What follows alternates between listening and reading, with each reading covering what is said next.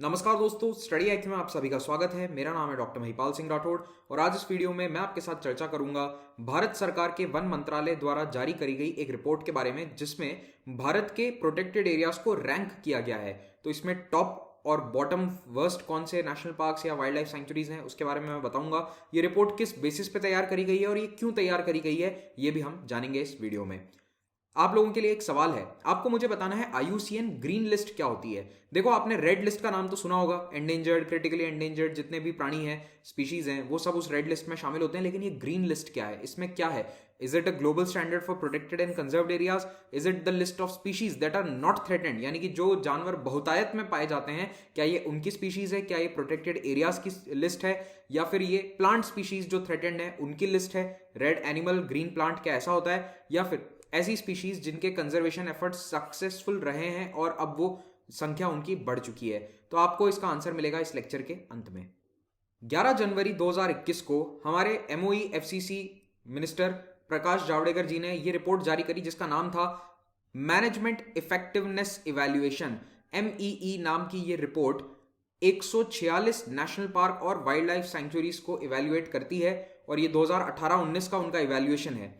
ये इवैल्यूएशन, जैसा कि आपको नाम ही बता रहा होगा, ये जांच करता है कि इन प्रोटेक्टेड एरियाज को किस तरह से मैनेज किया जा रहा है, इनका जो मैनेजमेंट है क्या वो एफिशिएंट है, इनकी एफिकेसी को जांचा यहां पर जा रहा है।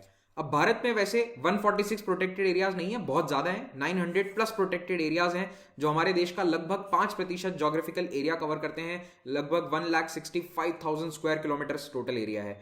लेकिन इनमें से सभी का एक साथ सर्वे नहीं होता है, कुछ कुछ समय पर कुछ पर्टिकुलर एरियाज को सर्वे किया जाता है।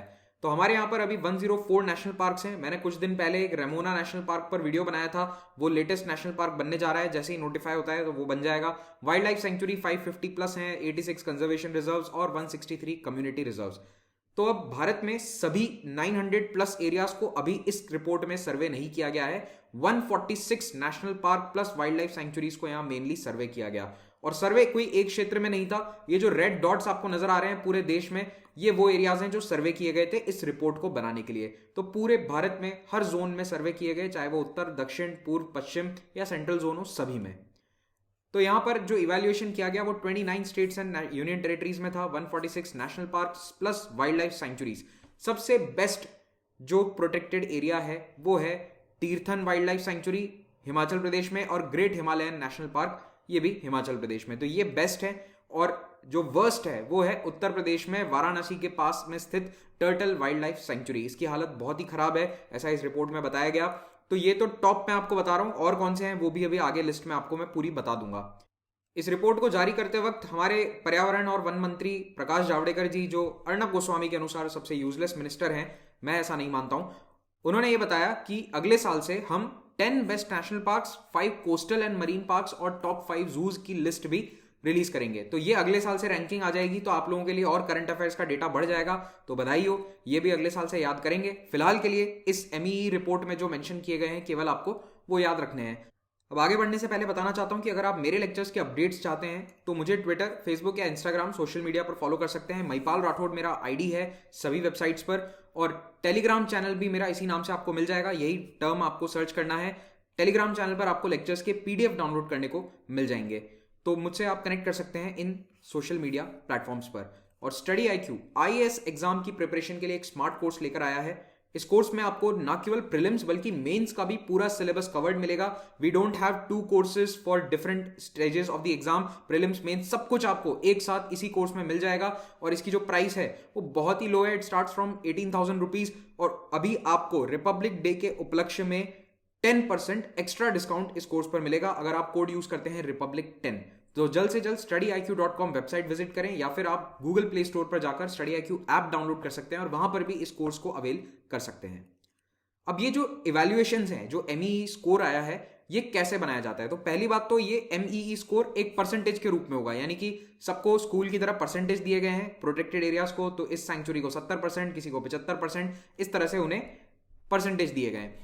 तो मैनेजमेंट इफेक्टिवनेस इवैल्यूएशन एक की टूल है, एक बहुत अच्छा टूल है उन मैनेजर्स के लिए जो फॉरेस्ट एरियाज को मैनेज करते हैं। PA का मतलब होता है प्रोटेक्टेड एरियाज। तो प्रोटेक्टेड एरिया को मैनेज करने वाले लोगों को ये मालूम चलता है कि किस तरह से हमारा मैनेजमेंट हो रहा है, तो उसको चेक किया जाता है।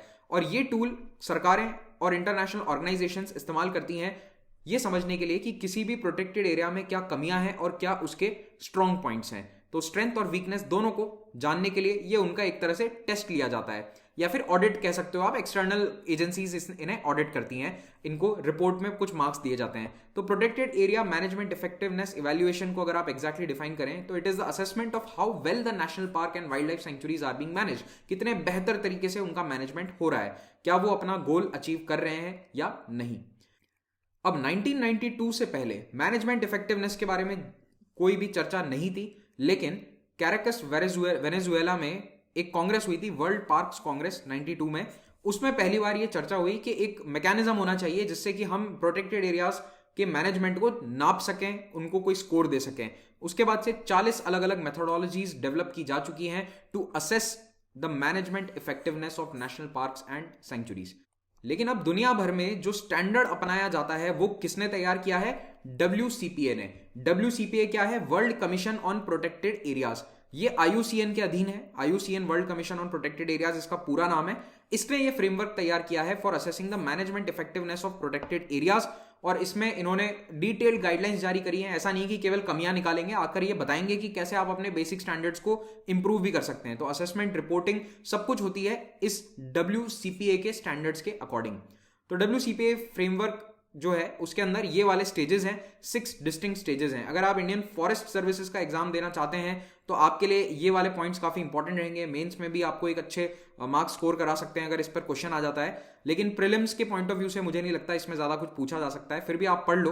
तो अगर आप purely answer writing point of view से इनको जानना चाहते हो तो एक बार पॉज करके अच्छे से पढ़ लो, ठीक है। यहाँ पर बेसिकली हर स्टेप में एक से आगे प्रोसेस बढ़ाया जाता है। तो शुरुआत होती है कि context of existing values and threats, कितने थ्रेट हैं उनको इवैल्यूएट किया जाए। उसके बाद प्लान करा जाता है कि किस तरह से रिसोर्सेज, चाहे वो पैसा हो, मैन पावर हो, उसको किस तरह से लगाया जाएगा प्रोटेक्शन के लिए, मैनेजमेंट के लिए। और फिर वो प्रोसेस काम करता है। उसके बाद आउटपुट देखे जाते हैं कि कुछ रिजल्ट निकल रहे हैं या नहीं। मान लो कि काजीरंगा के अंदर अगर बहुत सारे गेंडों का शिकार हो रहा था तो फिर पहले उसको प्लान करना पड़ेगा कि किस तरह से फॉरेस्ट गार्ड्स को कहाँ अलॉट किया जाए, कहाँ उन्हें किस तरह की सुविधाएं दी जाए, कितना उन्हें प्रोटेक्शन के लिए अथॉरिटी दी जाए, कितने वेपन्स दिए जाएं। उसके बाद आउटपुट देखे जाएंगे कि क्या शिकार में कमी आई है, तो डेफिनेटली वो प्रोसेस काम कर रहा है। तो इस तरह का एक पूरा प्रोसेस है, इसको ये इवैल्यूएट करते हैं इस फ्रेमवर्क के तहत। एक नया फ्रेमवर्क MEE बनाया जाएगा फॉर मरीन प्रोटेक्टेड एरियाज। ये मरीन प्रोटेक्टेड एरियाज के लिए एक अलग ही पूरा फ्रेमवर्क बनेगा जो नेक्स्ट ईयर से रैंकिंग्स आएंगी। तो WII और MOE FCC इस पर मिलकर काम कर रहे हैं। तो इसके लिए भी अनाउंसमेंट अब हो चुका है। तो MEE जू का ये टारगेट है कि दुनिया में जो जू के लिए जू मैनेजमेंट के लिए हाईएस्ट स्टैंडर्ड्स हैं वो भारत में लाए जाएं। उसमें टेक्नोलॉजी हो, ट्रांसपेरेंसी, इनोवेशन और कंजर्वेशन ऑफ एंडेंजर्ड स्पीशीज का जो उनका लक्ष्य है वो भी पूरा हो जाए। अब मैं आपको बता देता हूं जो ये लेटेस्ट रिपोर्ट है 146 प्रोटेक्टेड एरियाज की, इसमें टॉप 5 क्या थे। तो देखो रैंकिंग में नंबर 1 पर है, ये उल्टी लिखी हुई है लिस्ट, ठीक है, इसी तरह से रिपोर्ट में था। तो ये टॉप 5 रैंक्स हैं। हिमाचल प्रदेश की तीर्थन वाइल्ड लाइफ सेंचुरी 84.17% के साथ आई है रैंक 1 पर। तो यहाँ पर 90s में टॉपर नहीं है, 80s में परसेंटेज आए हैं टॉपर्स के।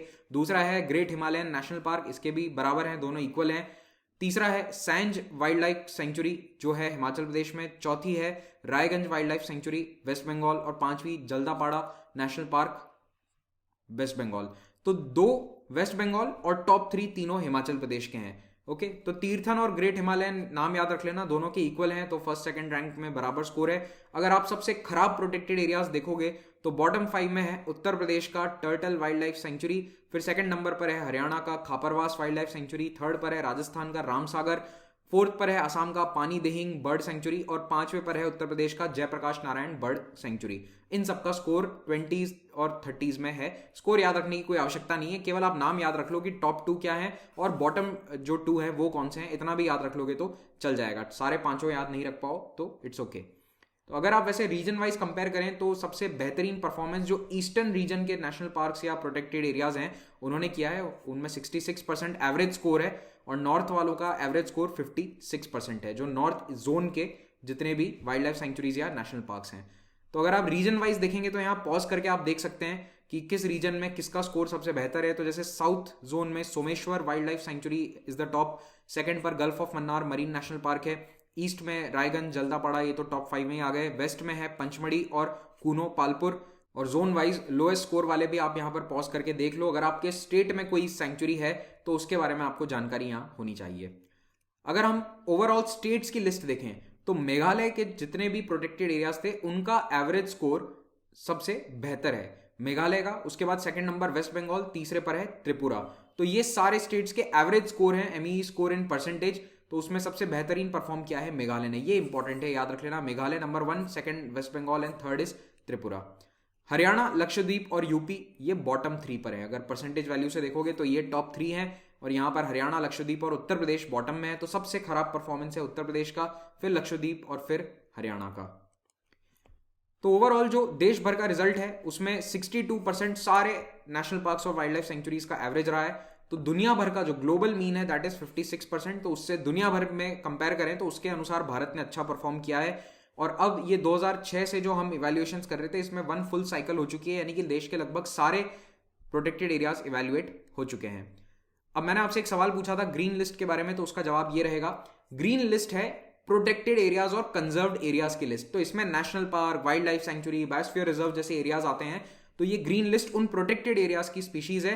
तो it is for the best practice in global standards for area based conservation. Area based conservation के अनुसार ये लिस्ट होती है। बाय द वे इस ग्रीन लिस्ट में भारत का कोई प्रोटेक्टेड एरिया अभी नहीं है।